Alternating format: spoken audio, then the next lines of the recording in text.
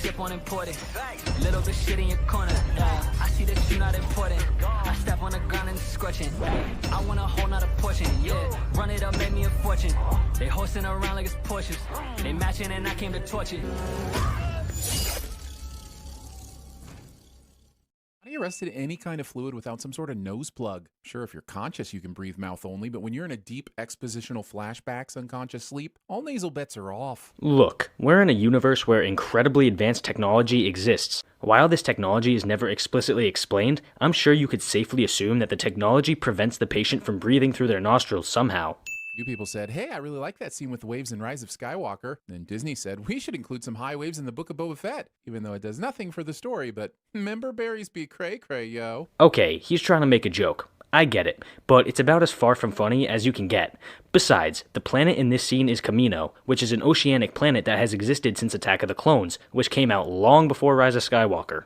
Look, I love Return of the Jedi as much as the next person who was 7 years old in 1983, but even at that young of an age, I knew the Three Stooges-esque offing of Boba Fett was idiotic. So one thing I never needed to know when they brought him back in Mandalorian was how he got out of the Sarlacc pit. I don't care how he got out of the Sarlacc pit. Hold up, are you honestly saying that you didn't want to see Boba get out of the Sarlacc pit? What's wrong with you? Now they're literally using the Patton Oswalt filibuster scene from Parks and Rec as a direct script for this part. I mean, we literally made this joke when Boba showed up in Mandalorian, so we can't quite give you a send-off if you let us, of all people, beat you to a joke. But still, this is some top-notch self-aware fan service. A couple things here. First, that fake-ass laugh at the beginning of the sin. Second, sinning fan service. Third, Discount Jeremy makes a pop culture reference that isn't a sin of the episode cliche. And finally, I feel like this whole sin counts as a whole bunch of bullshit. And that little bit of floppy carrot worm semen will be all the explanation the show needs to get from basically dead in the sand to able to walk for miles behind a bantha in a driving sandstorm. To be fair, they could have fed him more that we didn't see on screen. Also, Discount Jeremy says semen. This is starting to feel more like Dune than Star Wars. I hate it when people mix their Dune and my Star Wars. Discount Jeremy makes a pop culture reference that isn't a sin of the episode cliche. How are they even drinking that? I grow a mustache and I have trouble getting liquids into my mouth without making a mess. I don't see what the problem is. I mean, you're able to fit your own dick in your mouth just fine despite your mustache. All right, finally some action. It's been over 10 minutes of nothing and they're just gonna circle around each other for a minute, aren't they? Except they do fight after circling each other, so I don't know why this sin exists. I know this entire opening takes place in the flashback to chamber and we're dealing with memories or dreams or some shit, but the show is clearly using it as expositional foundation, so the sins all stand. Plus here's a few more for questioning me in the first place. What the fuck? Why do you feel the need to sin exposition, especially in this circumstance? I mean, in a previous sin, you actually removed a sin for the storytelling being exceptionally strong, but now you're sinning the story for giving us exposition? Pick a lane, my man. Shall I kill him? Fennec isn't killing me in this scene. Discount Jeremy has a badass Fennec boner. You be loyal to me if I were to spare you. This is a bad idea. Fennec would be fantastic at TV sins, even if they do conveniently come in handy later. I'm not enjoying soft, dumb Boba Fett over here. Why not? He's earning the loyalty of the men beneath him. I honestly don't understand how this makes him soft. In fact, it makes him intelligent because he knows he needs allies. Wearing this much armor in the heat. More like Boba Sweat, am I right?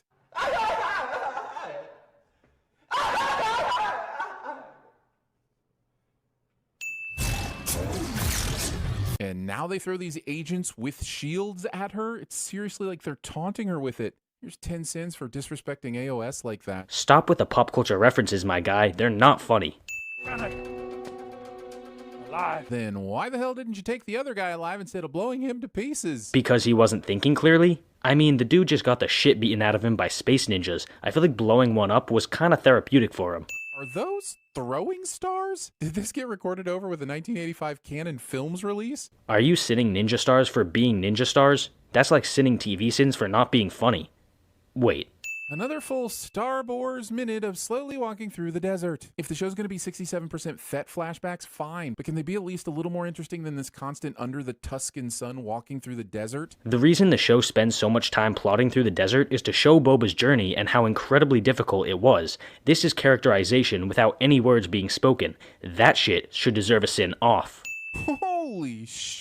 He just got his chest pummeled so hard he went 1.5 feet into the sand below him. Have you ever pounded sand? That takes so much force. And why is that a sin?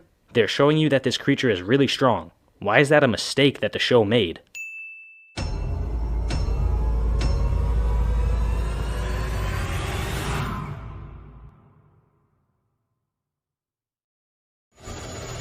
Couple ladies at my show, new Mercedes when I go. Bring a bad bitch home. Everybody wanna know what I'm really about. Papa Willie give them smoke. Underrated to the most. To the day I get 8-figure checks, it ain't even close. My music and facts, it gets stuck in heads like a bayonet. Going crazy, yes, I don't take my meds. Never made amends with the fakest friends. I don't rap for dough, but ain't it apropos how I pays the rent? Fuck, I hate it, man, I'm showing up at your home ec in my pocket. Ain't talking about an Apple phone, bitch, you the captain of cap it. So I get to grabbing the strap, I'm unpacking the magnum, cause bitch, I be bigger than average. One full minute of footage that was probably so expensive to film, Disney felt it could only be justified by including it in multiple episodes. Discount Jeremy hates previously on segments cliche. What were your orders? Was killing him not obvious? I mean, perhaps there'd be some confusion if the assassins dropped in out of the sky, covered Fett in margarine, pulled out pan flutes, and farted pennies out of their asses while circling a cauldron. But they, tried to kill him. Jesus, you're stupid. Yes, the assassins tried to kill him. However, he does not know if the assassins were actually given a reason, or who their employer was, or if there were any supplemental instructions. All of that information is very important. Well, if he's not gonna speak, he no longer needs his head. Fortunately, the Nightmare Poombas here interpreted Fett's order in this non-lethal way, instead of committing to the actual decapitation that they could have easily assumed he meant. Except for the fact that they're not total idiots and realized Boba was trying to intimidate him into talking. Man, the TV Sin's writers would be terrible henchmen. Remind me to never get involved in organized crime with them. Call me picky, but when I was promised a galaxy far, far away, I wasn't expecting 90% of my time to be spent on the same dusty planet populated by overachieving sandcastle builders. Okay, in some Star Wars content, the characters expand the universe by traveling to new places. For example, The Mandalorian has taken us to a bunch of new locations. However, this show is about Boba Fett, and his goal was to take Jabba's throne because of his previous employment under Jabba. Therefore, this setting makes sense. Go to Garza's sanctuary. Yes, blindly follow the suggestion of the individual that you still strongly suspect sent assassins to kill you. This is called detective work. Boba wants to gather as much information as possible, and this is his only lead, so following it actually makes sense. Turns out that the drum we're hearing is a block away beating in open air and is super tiny, like the size of my ass. Now, when you see the drum, you may think, wow, the TV Sins narrator has a big ass. Aaron is clearly overcompensating for something. Do you ever stop and look at the creatures of the Star Wars universe and then create a short list of possible reasons why it could need its hairy chest covered in tiny bikini triangles? Is the fabric protecting sun-sensitive hairless skin? Perhaps it's a fashion choice, a dare, or highly offensive nipples that society has deemed too inappropriate on a female because it may or may not cause someone to think about something sexual, and that's obviously her body's fault somehow. Okay, that entire sin was a complete waste of time that I think somehow ended with an outburst of feminism? Honestly, I'm just really confused. You can bring as many gladiators as you wish, but these are not the deathbeds of Dur, and I am not a sleeping Trandoshan god. This is, I'm sure, a very impressive retort to anybody who has the first fucking clue what either of those things are. Well, he mentioned gladiators and guards, which are two real things from real life. The only difference was that he added some extra Star Wars words to them, but the basic meaning is still there, so if you're still not understanding it, then you're a dumbass. Isn't it super convenient that Fett's memories are shot so cinematically through a series of dramatic camera angles? What are you asking for here? For a direct POV style of shooting, the flashbacks are filmed in a way that's convenient for the audience. That's literally how all TV shows and movies are shot. Here's a confusing part of the story where a train goes by and kills a whole bunch of people, and then you come to find out that they didn't really need to be shot if they'd have just stayed away from the train line. No, you idiot. This train is not the same as a real-life train because it doesn't run on a track. If it did, then I would agree with you. But this train is actually a speeder, which simply hovers above the ground, meaning it can go anywhere without a track. Title of my Tuscan sex tape? No, just stop trying. Also, that particular sex tape joke sounded a little more rapey than I think they intended. Fett walks into a fight in progress, and the speed bike gang instantly grabs their weapons as if they know he's there to kick their ass. But why did no one assume Fett was there for a brew? Maybe because a guy with weapons walked into a fight and didn't immediately leave? Honestly, I think their assumption makes total sense. I think I saw a sign calling this the one at a time bar, although at the time I thought it was referring to the number of drinks you can buy, not a handy pre-warning referring to how you can expect to be attacked. I think you're missing the fact that the bar is small, and the attackers therefore have limited space, meaning they can't all attack at once. Like a panther. Yes? No, stop it. Did he just sin this scene? Okay, that's worth these many sins. Watch out! Character stands still like a brainless Muppet instead of actually watching out for a very obvious danger, cliché. And yet another misuse of the word cliché. Cliché. That Gordy stick must be made out of super heavy Gordy wood to not instantly fly off the train at such a high speed. No, the stick has the train's momentum because it's on top of said train. Do you guys not understand very basic physics? Now travel under the protection of the Tuscans. But just these Tuscans, right? The internet tells me that the Tuscans are made up of disparate tribes that cover vast amounts of desert and rarely number more than 30 to 40. How can Fett guarantee anyone's safety all the way to Anchorhead if, you know what, screw it. I already know far more about Tatooine anthropology than anyone ever needs to. 30 to 40 Tuscans would probably be enough to scare away any attackers, including other tribes, seeing as tribal leaders would not want to risk losing high numbers of their fighters. This actually does make sense. Nope, no thank you, noob, no way, I am not looking, no. You know, just because you're a squeamish little bitch doesn't mean that this episode deserves a sin. Previously on one of the Star Wars prequels that I'm still not going to rewatch no matter how much you try to force it down my canon. I feel compelled to tell you that this scene specifically was not actually in Attack of the Clones. This scene was newly shot for the show. At first I thought this double trained on for some time, which was sort of fun, but also long. Then I thought it tripped on for some time. But now I realize this episode actually sundial woods on for all the some time. Discount Jeremy is now literally complaining about strong storytelling. Do you understand why that's really stupid?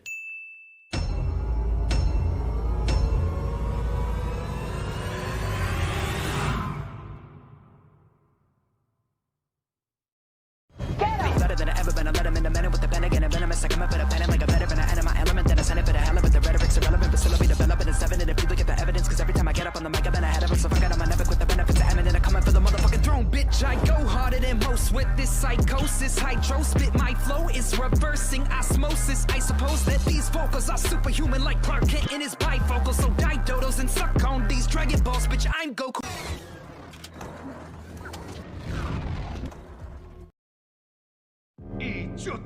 Thank you previously on for showing us that we should expect an unfet's night rest. Discount Jeremy hates previously on segments cliché. Random shot of spider droid thingy is random, until of course someone in the comments explains to me politely how meaningful it is to the overall story. They might even spin a web of evidence to support their claim. This is called an establishing shot, where they are establishing the setting of the next scene. In Star Wars specifically, these shots often have droids, aliens, or spaceships in them to add a unique atmosphere to the universe. This is something that I'm sure the Sins writers know, but ignored for the sake of getting a sin out of it. After the sail barge disaster, there was a power vacuum. Bib Fortuna assumed Jabba's mantle. This entire scene is helpful. So helpful, in fact, that one would assume the debrief would have happened long before now. Not necessarily. Boba hasn't been in power for very long, and he had other things to take care of first. This scene is basically him settling down to learn about less immediate information. Was the names Bib, Mos Espa, Trandoshans, Aqualish, Klatooinians, and Mokshays are thrown out, I realize that we've been too hard on movies like Raya and the Last Dragon. Sure, spelling all their exposition out with pretty visuals was annoying at the time, but I much prefer that to this absolute mind-boggling storm happening in my brain. They have a visual map right there. Make it light up or something. Add a banner with district symbols that match up to the names. Well, if they did that, you just complain about it, because apparently exposition is a horrible crime even though it's absolutely essential to literally every fucking TV show, movie, and book ever made. I guess they're not even trying to make it appear that the Rancor pit is below the grates in the floor. You can see the sand directly below the decorative pretend tiles. That's actually a good sin, so kudos to the writers for noticing it. I am Lord Appeal. I am a watermonger in the Workers' District. I'd give all the sins back if we were to discover that Lortha is a long-lost relative of Jimmy James and News Radio is in fact in the Star Wars universe. He is literally asking for the show to go out of its way to force an unnecessary thing into it, therefore making it worse. And yes, you could argue to me that he was making a joke, but I don't give a shit, cause it sure as hell wasn't funny. Better fight as good as you talk, Dan. Oh, no! Right? That's a terrible way to hire someone. Hey, you talk sassy and look badassy, so I'm going to hire you without knowing anything about your actual skill set. Okay, you're clearly not thinking about this at all. Boba knows that the gang is capable because he was asked to stop them. If someone has an active problem with them, it probably means that they've been doing a good job. Wait, how did the water guy even hear Fett from all the way over there in the first place? Maybe because he doesn't have old grandpa ears? Seriously, how shitty is your hearing? We now return you to the liquid submersion sleepy bubble chamber of exposition, where dreams are already in progress. Yet again, Discount Jeremy is pretending that exposition is a bad thing, when in reality, it's not bad at all. I am so annoyed by this clip that I continue to see and yet do not understand its significance. I'm going to assume they never properly tell me why this moment is so important, and I'll give a few sins now. I'll then forget to give them back later because, well, the sin count doesn't actually matter. Unlike plot points that we've seen many times that clearly do and should have been explained by now. Jesus Christ, why do you sin shows for having exposition, but then also sin shows for not explaining things? The significance of this scene is meant for the viewer to interpret and figure out without an outright explanation. The showrunners are trusting their audience to not need their hands held. You, however, refuse to think about anything. Well, that's just depressing. And why is that a sin? The show created an emotion, which was the goal. But you think that's a mistake? So, since the Tusken have several speeder bikes now, as seen in the previous episode, why isn't Boba riding one of those instead of this slow-moving bantha? Boba riding the bantha instead of a speeder is symbolic of his acceptance of the Tusken culture. It's actually a very good detail that completely went over your head. This miles-long bantha hair hanging off the end of Fett's weaponry. Yes, it's a sin. No, it's not. I have business with the Pike Syndicate. Does Boba know what the guard said to him, or is he just guessing? From the look on Boba's face, I lean the latter, so why is he just walking on in? The guard could have said, "You'll need to drink my piss first." Skip. Please come in. And of course, this one speaks English, even though the guard didn't, because Star Wars reasons. Okay, this sin is really stupid. The guard was just a regular dude, so it would make sense that he never would have been taught a second language, whereas the Pike leader is, like I just said, a leader, who presumably has to speak with people of many different cultures. Therefore, it makes sense that the leader would know another language. Sands have belonged to the Tuskens since the oceans dried. And those same Tuskens, Boba Fetted his ass all across the sands that they owned for days with no water. And just weeks later, Boba's doing their bidding. The fact that we saw Boba's entire journey with the Tuskens makes this sin even more egregious. We were clearly shown how Boba slowly gained respect for the Tuskens and was gradually accepted into their society, effectively becoming one of them. Why do you completely ignore entire plot points for the sake of a single sin?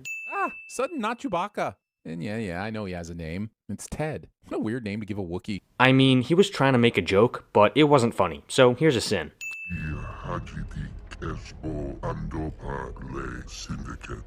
Oh ho, another twist and turn, and who has rights to what territory? Oh, do go on while I research when we get back to the far better B-plot. So this video is basically just the Sins writers complaining about Tatooine having a political system? You get why that's dumb, right? Ridden beast 10 times its size. Wow, that's no way to talk about your exes. Okay, that was kind of funny, so I'll remove a sin. I'm in a good mood. This reminds me of a joke. Why didn't the droid cross the road? Skip. I mean, there's zero reason they would know this in advance, but I still feel like the show missed an opportunity by not giving Sophie Thatcher the yellow speed bike along with a yellow jacket. A whole bunch of bullshit. There's GAWNE. He's working with the Pikes. I mean, of course he is. Makes perfect sense that the exact same group Boba has been dreaming about is who is teaming up with the mayor to take him down. Not a coincidence at all. That's just how life and dreams work. I've said this several times in these videos before, but coincidences happen all the time in real life. Besides, this one specifically actually makes sense. Boba is dreaming about the Pikes because of how their spice trade affected the Tuskens, and the Pikes are now currently trying to gain more control over Tatooine in order to continue running their spice. It all fits together, but you just say the word coincidence and expect it to be a sin.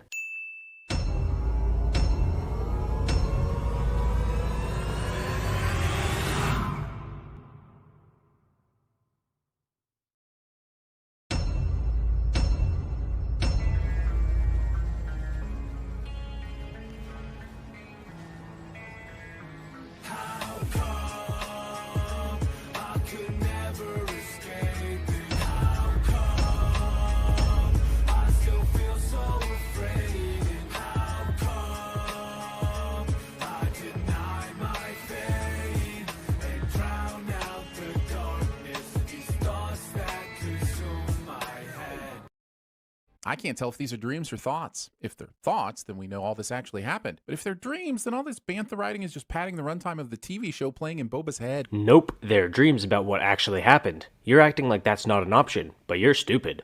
These bones here are actually from the bantha we saw killed a couple episodes ago. How'd they decompose so quickly? Well, it's actually because we've been watching Fett stomp through the desert for over 1,000 years. Discount Jeremy continues sending the phenomenal storytelling of Boba's backstory.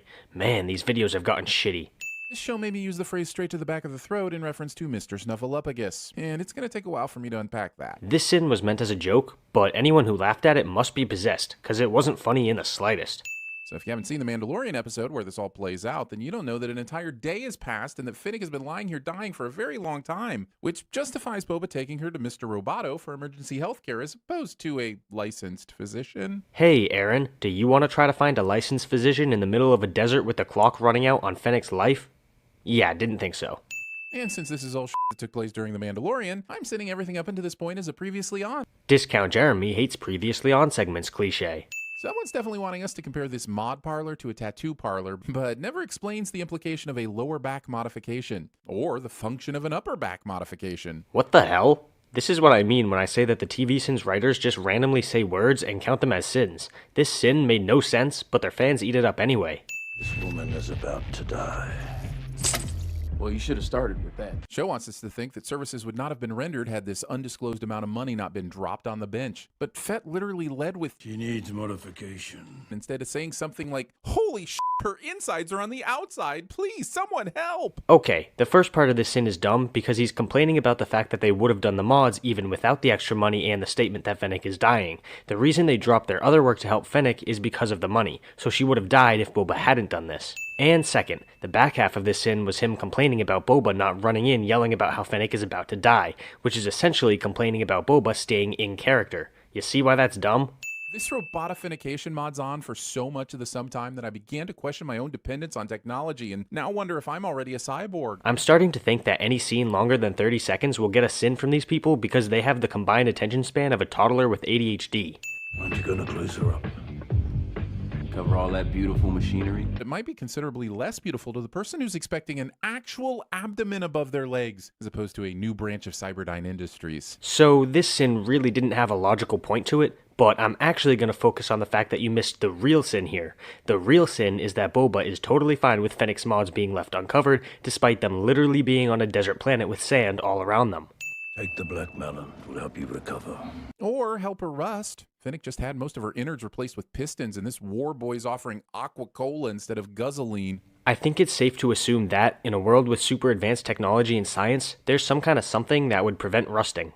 Help me recover my fire spray gunship.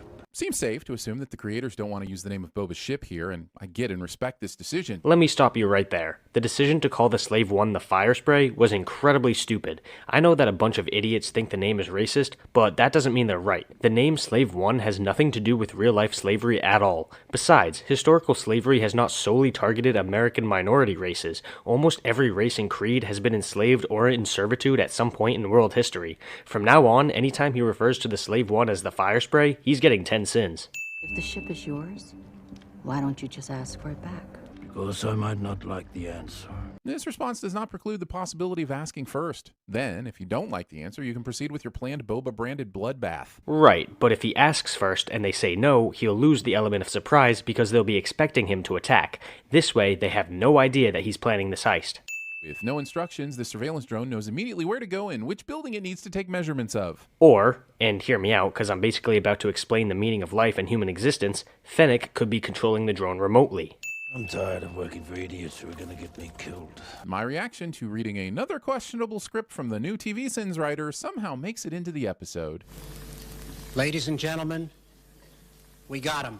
People like us don't get to decide when we're finished. Badass loner statement based on no empirical evidence whatsoever. Cliché. Yeah, at this point I feel like the TV Sins writers are just fucking with me because they have to know that this isn't what the word cliché means. I'm going to take a guess there aren't a huge amount of these convenient grates, so why wouldn't one of these few hundred guards be, oh, I don't know, guarding it? Maybe because it's a drain and you don't typically guard a drain? Whoever put this scene together thought it was funny to have the rat catcher singe its poor little robo-taint running through a fire pit in a desperate attempt to escape a murderous Boba Fett. The sin here is failure to mind the gap. A whole bunch of bullshit. Pew-pews. Pew-pews. Pew-pews. Excitement. Discount Jeremy hates action scenes cliche. What is this droid? Why does it explode so readily? It's called a GAWNE droid, and they're basically fuel droids, which is why it explodes so easily. This would have taken you a solid 30 seconds to look up, but I guess forcing a dumb scene out of it is better. Multiple murders. I'll wait here while you explain to us why that's a sin. Oh, you don't have a reason? Okay. Putting your fire spray gunship this close to the desert sphincter. Calling the Slave 1 the fire spray. Congratulations, Master Fett. You are completely healed. What about the scars on the inside? With all due respect to the trauma Boba's experienced, we were all thinking, what about the scars on his face? Sure, it'd have been kind of cruel of Finnick to say that, but she's a former assassin and he's a former bounty hunter. These are cruel people, or at least have claimed the experience on their resumes. Alright, this video has devolved into Discount Jeremy saying random sentences and counting them as sins because he can't think of any actual sins. You were a legend. In the name, Chrysanthemum drew crowds by the thousands. Wow, this exposition about Ted's past really drew me in. Apparently, it really drew Boba Fett in to the building, because other than acquiring this information, the show hasn't given any reason for him to be here right now. How fortunate that the editors cut out the end of this scene. Boba came to the bar to hire Chrysanthemum. You don't need to lie to us, Aaron. Hit it, Max. We've had a veritable plethora of exotic names like Flip, Finnick, Garfalaquox, Ted, and Lortha Peel. But one of these two is just called f***ing Max? Complaining about Max Rebo. That's worth this many sins.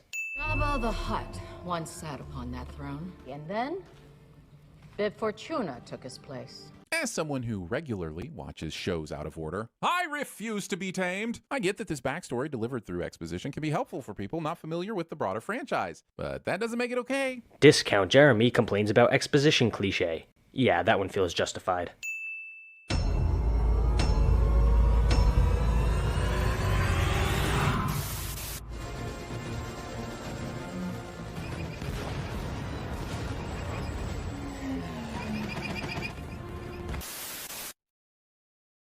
I can bring you in warm, or I can bring you in cold. Okay, let's set the vibe. Whoa, you contemplate, you better recognize. Oh, walk in the building, tell them step aside. Go, we kill the game, this shit a genocide.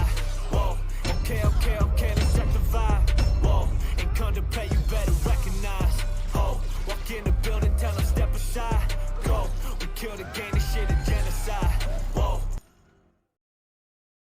You look lost. And it looks like you have your office in a f***ing meat locker. We can't all be perfect. And the point of this sin is... Sorry, I was just running under the assumption that Discount Jeremy was going to explain why this failed attempt at a joke was a sin, but I guess he wasn't planning on it. I can bring you in warm, or I can bring you in cold. This version of the I can bring you in dead or alive cliche lacks clarity and could be misinterpreted as I can bring you in with or without hot cocoa. Yet again, Discount Jeremy says what I can only imagine was meant as a joke, but fails to make it funny.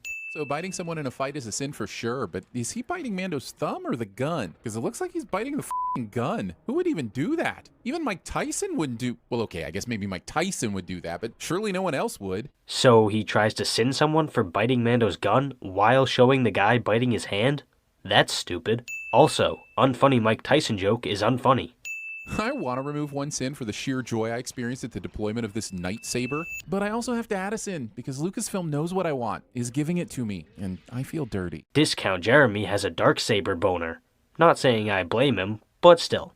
A non-Jedi with no training brings a saber to a gunfight, and it works. Right, because he has basic combat training, meaning that he's not completely useless with the saber, and the henchmen aren't exactly renowned warriors. I mean, they work in a meatpacking factory for fuck's sake.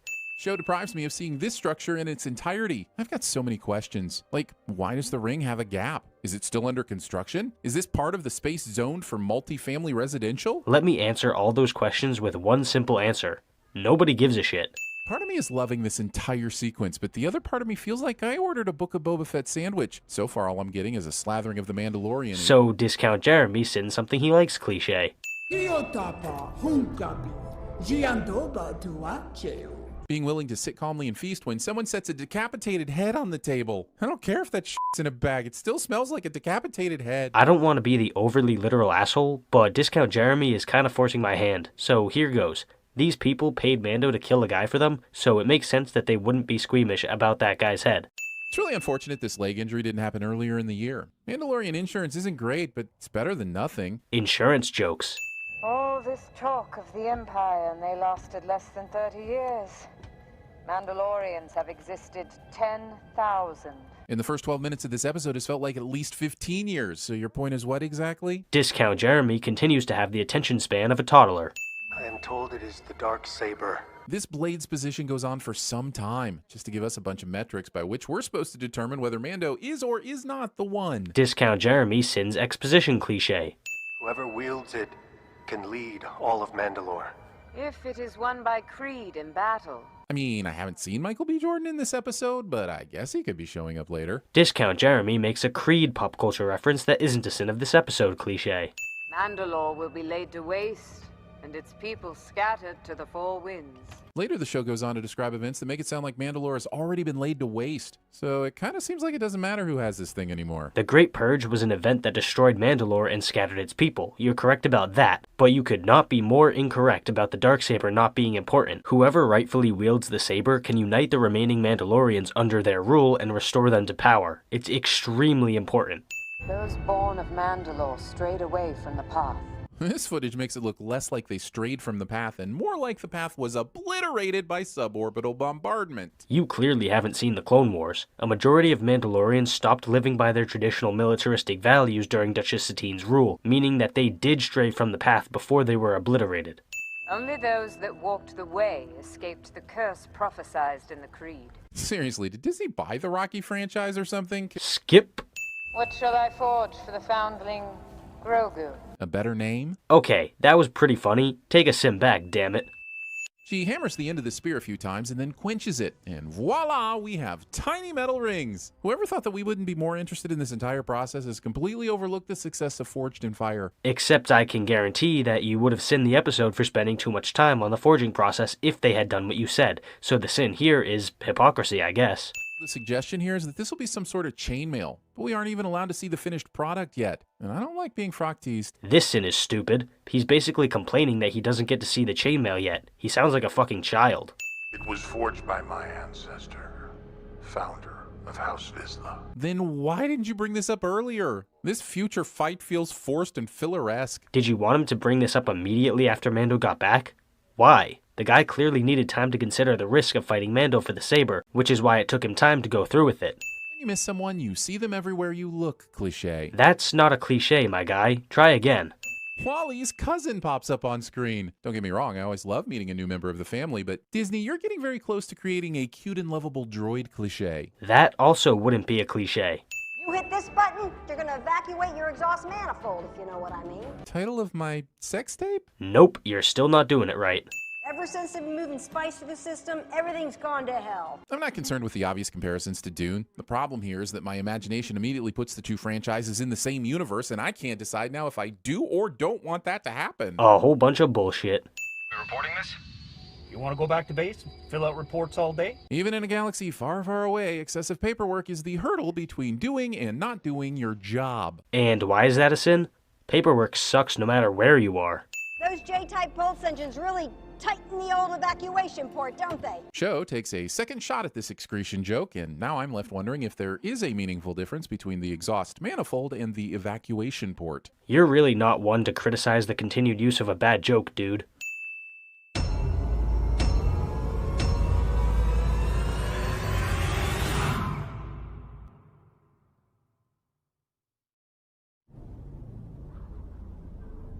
You should have never given up your own.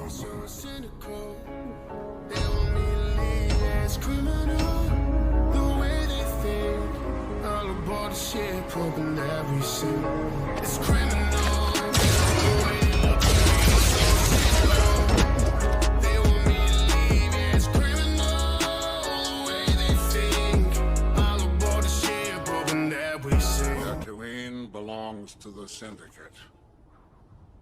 As long as the spice keeps running, everyone will be left alone.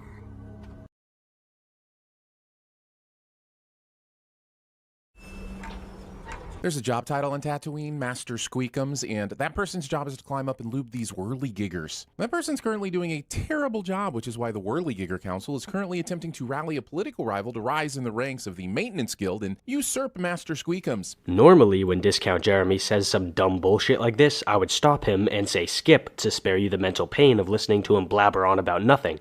However, I wanted you all to feel the same pain I felt when writing this script because I'm an asshole. It's all there. We'll leave the specs and take the credits back to Mos Eisley. Do you know where you are, gentlemen? Arrakis? Discount Jeremy makes a Dune pop culture reference that isn't a sin of the episode cliche. Make it through. They shouldn't have to think about it too much. There's 3 of them and 1 of him. I mean, I know Justified over there could probably take out all 4 of the Pikes before they could get a shot off, but they don't know that. How do you know that they don't know? We were never given any indication of how much they know, so maybe they've heard about Cobb Vanth through his reputation. I'm not necessarily saying you're wrong, but I am saying that you're making a baseless assumption. We all wanted to see the gun-shooting, rootin'-tootin' feller flip his weapon into his holster, but is now the best time? The enemy isn't gone, and you just lost any advantage of having your gun drawn and ready to shoot. Right, but the enemy is in the process of leaving and has now seen a demonstration of Cobb's proficiency with firearms. He's not going to turn around and attack him just because he holstered his gun. This spice is precious and illegal, so why put it in a box that can easily be flipped open with the toe of a boot? Pointless nitpicking is pointless. It's nice to see that even with these Mandalorian asides, the show hasn't forgotten its main focus, countless scenes of characters walking. Discount Jeremy has the attention span of a toddler with ADHD cliche. Anyone alive? We've been watching these ant droids build a dome for a solid 2 minutes. No, none of the audience is alive anymore. Please refer to the previous sin. Oh, look, Grogu is distracted by a frog cliche. New cliches are so cute when they're young. Except that's not actually a cliche, so fuck you and your non-existent understanding of the English language. I appreciate that Book of Boba's trying to explain the frog raining scene in Magnolia, but let's face facts. That will never make sense. Discount Jeremy makes a pop culture... You know what? You already know what this sin is for. I don't want to say it. I want to tell you about someone you remind me of a great deal. His name was Yoda. He was small like you. He was also the same f***ing species, but for some reason creepy-looking young Luke is leaving that little factoid out. Why, creepy Luke? Why? The only reason this sin exists is so that Discount Jeremy could make a creepy Luke joke that wasn't funny. Seriously, what was the point of the sin? Did the show make a mistake by not having Luke mention Grogu's species? Why would that be a mistake? If you meet a Korean guy and then meet another Korean guy a few years later, you don't typically point out the fact that both people are Korean, cause that would be weird and you might get pinned as racist. Luke doesn't want to be racist. Size matters not. Luke, quoting Yoda, quoting my ex-college girlfriend, feels really strange in this show. Discount Jeremy makes a cringy college ex-girlfriend joke that isn't funny cliche. Also, Aaron has a micro-penis. Do you remember back home? I don't know the exact amount of time Grogu's been hanging out with Luke, but it's definitely been long enough to where I'm not buying this is the first time Luke has asked this question. Except one of the main factors of being a Jedi is that you're supposed to let go of attachments, so immediately asking Grogu about his former home would have been counterintuitive. Then what are you doing here? Fan service, duh. Discount Jeremy sins fan service. There's nothing now, but will someday be a great school. And by someday, they mean later in this episode. We're not sure exactly how much time has passed because unlike other sci-fi shows, they're giving us 0 stardate indications. What? Are you dumb or stupid? He started the sin by saying that the school will be finished by the end of the episode, which is not true, so he's a liar. And then he complains about not knowing the time frame, which is kind of stupid considering it really doesn't matter. Mando is a dick to Grogu. Yeah, so long as you cut out the scene where Ahsoka explains to Mando why he should leave without seeing Grogu. Convenient how you didn't include that bit of dialogue. I'm here at the request of Fennec Shand. And that's all you need to know to trust my intention implicitly. Sure, there's a war about to break out, and the guard was clearly concerned with my arrival, but that's okay, as long as you know that I know Fennec's name. We're all good. So you're running under the assumption that a very intelligent assassin like Fennec would not have told the guards that she recruited him. The guards presumably know what Mando looks like based on a verbal description, so this sin is stupid. Holy shit, this episode also has a Mandalorian walks into a bar cliche. We're playing all the hits today. Again, that's not what a cliche is. It would be much more accurate to call it a trope. I love the idea that these bones are from the dragon that was slain, but how long ago was that? Did the whole town pitch together to pick all the meat from the bone? Did they leave it in the desert long enough for it not to reek? The problem with these questions is that they all presumably have answers, but even more important than that, nobody fucking cares. I'm sorry, I didn't catch your name. I will give every sin back on my entire channel if this guy says, Twinkleberry Blue, howdy, howdy, howdy. Discount Jeremy just sinned the introduction of live-action Cad Bane in the service of a shitty joke. That's worth this many sins. I mean, why wear bullets around your ankles? That seems like a very dangerous place that would be jarred and bumped often. Not to mention it's the furthest distance from the gun you'd need to reload. Guns in the Star Wars universe are powered by gas canisters and they don't use physical bullets. Therefore, these are not bullets, but gas canisters. And while they're not in a convenient spot for quickly reloading, he probably doesn't have any need to reload in a pinch, as the gas canisters can presumably last for a long time. It's pretty annoying that the first resemblance of what I would consider to be a great scene in this series takes place with less than 10 minutes left in the penultimate episode of the season. Discount Jeremy sins something he likes cliche. Wait, you forgot your cap tuna. So Star Wars is just the Godfather now? Really looking forward to Boba waking up with a bantha head in his bed. Oh yes, this Star Wars show is the exact same as The Godfather because an explosion happened. That makes sense.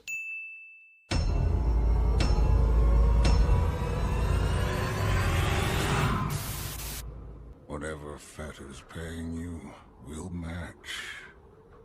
And all you've got to do is stay put and let things play out. I'm sorry, I didn't catch your name.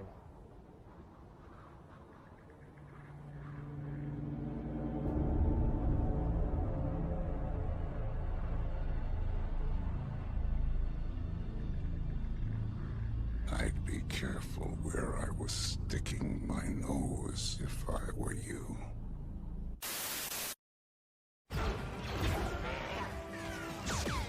Locked up, you deserve it. I'ma knock your ass out like a Vontaze person. I said, oh no, you don't want the smoke, I'm in go mode. You ain't got a pass in like so long. Drop from your team, boy, you done for. I'm in go mode. I said, oh no, you don't want the smoke, I'm in go mode. You ain't got a pass in like so long. Drop from your team, boy, you done for. Cause missed a whole lot of money going broke, yeah. Missed a whole lot of money going broke, yeah. Missed a whole lot of money going broke, ay. You missed a whole lot of money going broke. Cause missed a whole lot of money going choke. 1 minute and 40 seconds of being treated like Drew Barrymore in 50 First Dates. Somehow, Discount Jeremy is complaining about the opening of this episode taking too long when they literally put a 30-second ad at the beginning of this video for Jeremy's new book, plus their 14-second intro. This is textbook hypocrisy. It was inevitable. Well, actually, it wasn't inevitable, was it? You could have left Dooney World at any point, but you seem pretty set on playing Boba Father, and that directly led to these lovely people being vaporized. Right, but you're missing the point that simply giving up is not within Boba's character, so it kinda was inevitable. Mos Espa can become a prosperous city under our protection. Are we counting Garza's business? No? Putting that behind us then? Our track record's pristine. Okay, cool joke, but his point is that once the Pikes leave, the city can become prosperous. The Pikes are dangerous, but after they're gone, Boba can efficiently protect the city. If you want to abandon Mos Espa and hide in your fortress, go ahead. We're staying. The people who live here need our protection. Which is screenwriter code for Jabba's palace is a bit too OP, and we need the audience to think Bobdo Manda Fett are actually at risk. To be completely fair, if they had gone back to Jabba's palace, the Pikes would have broken out their heavy artillery sooner, which would have put Boba and everyone else on their heels from the start. Was your venture successful? You won't have to worry about Freetown. Nice work, Mr. Bane. I mean, that response was vaguer than I'd hoped, but I'm gonna trust you dealt with the whole of Freetown and not just their sheriff. You know, so there's no chance they ex machina this shit at the last second. Bane killing the marshal was the incentive for the rest of Freetown to not get involved. They know what he and the Pikes are capable of. Also, you're yet again misusing the term Deus Ex Machina. What's an X-Wing doing here? Fan service would be my first guess, closely followed by they couldn't afford to CGI a Star Destroyer and Luke Skywalker. What the fuck does a Star Destroyer have to do with this? Are you trying to say that Baby Yoda should have flown in on a Star Destroyer? Also, Discount Jeremy sins fan service. I know an astromech flew the ship. Good. As long as you know that and we know that, we can all go on happily knowing that we know all the things that need to be known to enjoy Grogu's convenient arrival in the finale. I was almost on board with this sin because that line of dialogue was super stilted and only existed to let us know how Baby Yoda got here. However, you ruined it by randomly calling this arrival convenient, which it's not. Oh, keep your dome on. Considering how powerless R2 is to prevent Peli from taking Grogu here, I have to wonder why Luke thought it was a good idea. What if this had been literally anyone else on Tatooine? Jesus, are you really this stupid? Luke obviously told R2 to fly to Peli's hangar. It's that simple. Chrysanthemum is in Trandoshan territory. I think Finnick needs to brush up on her Wikipedia knowledge. This is an absolute liability, but I guess one-armed Trandoshans are about to become all the rage. You know what? I agree. This detail really confused me. Why would you put the Wookiee in Trandoshan territory? That makes no sense. Take a sin back. Slow cowboy eye contact reveal cliche. This isn't a cliche, my guy. Thought I smelled something. Can you smell while wearing that helmet? Either Cad Bane smells of fresh bantha fodder and gym socks, or Boba's trying to diminish his morale. This is what I mean when I say that the TV Sins writers try and fail to be funny. This joke was honestly very stupid, and if anybody laughed, they're gonna need a demon removed. Before you get any ideas, I've got back shooters too. Indeed he does, but what he doesn't have is a helmet. So I don't know why Fennec and Mando don't blast Demon Cowboy Crazy Frog while they still have a chance. I'm sure their armor can take a few hits in the meantime. Okay, but their armor obviously has gaps, which the back shooters will be aiming at, so they could take out Bane, but they would be shot by high-powered rifles in unprotected spots. Having patience is a much better option. You mean the one that massacred your Tuscan family and blamed it on a speed bike gang? Which means that Boba murdered the gang for a crime they didn't commit. Yes, they were by no means good guys, but maybe you should gather a bit more information than a suspiciously obvious gang tag before dispensing your pew-pews of justice. Jesus Christ, this sin might be the dumbest in this entire video.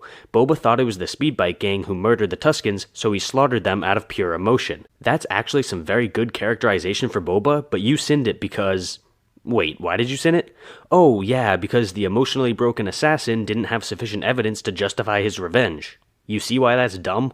Why aren't the mods shooting first? You have time to make comms to your allies, but have no time to shoot them based on your observation? The mods watching all these aliens take their time fumbling with weapons they barely know how to use tells me that judgment is not the mod's strong suit. First of all, reaction time is a factor. But secondly, the mods most likely weren't able to see the weapons that the aliens were fumbling with. All they could see was a bunch of aliens fumbling with unknown objects. So shooting them on the spot would kinda be like police brutality. Are the TV Sins writers okay with police brutality?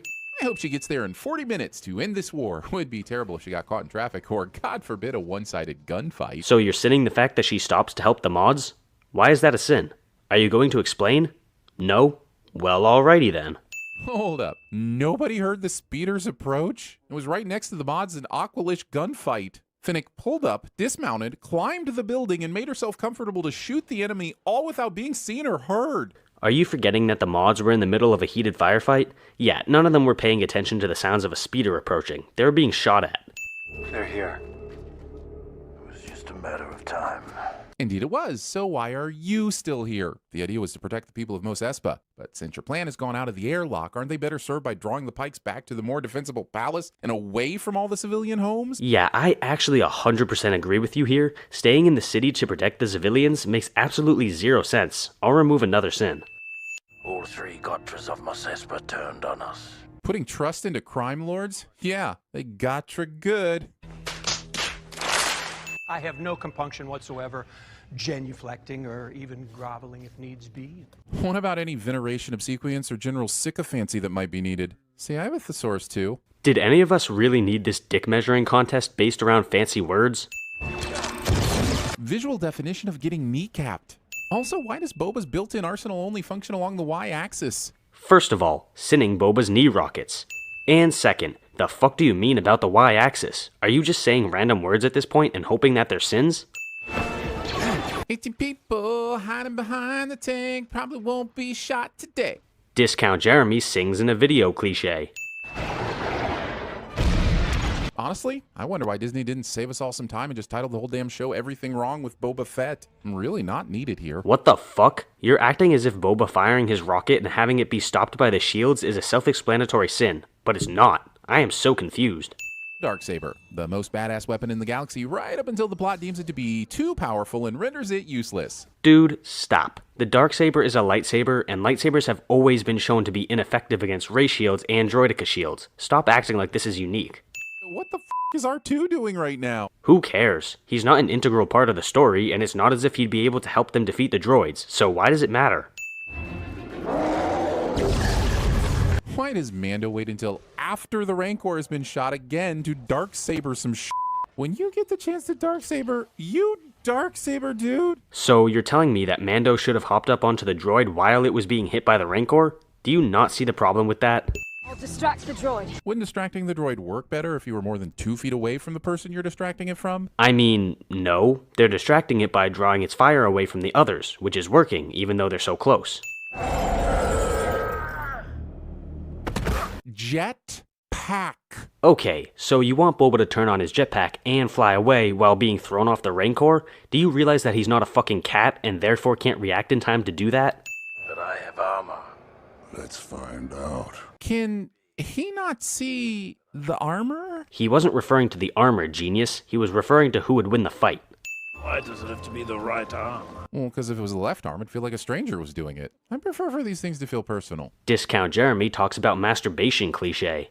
I have to hope at least one person on the Boba team was like, hey, isn't it a bit shitty the fans of The Mandalorian are going to be confused as to start of season 3? Do we really have to force them to watch every second of content in order to keep up? Yet again, Discount Jeremy is complaining about a cinematic universe being a cinematic universe. Everything is connected, buddy. That's how it works.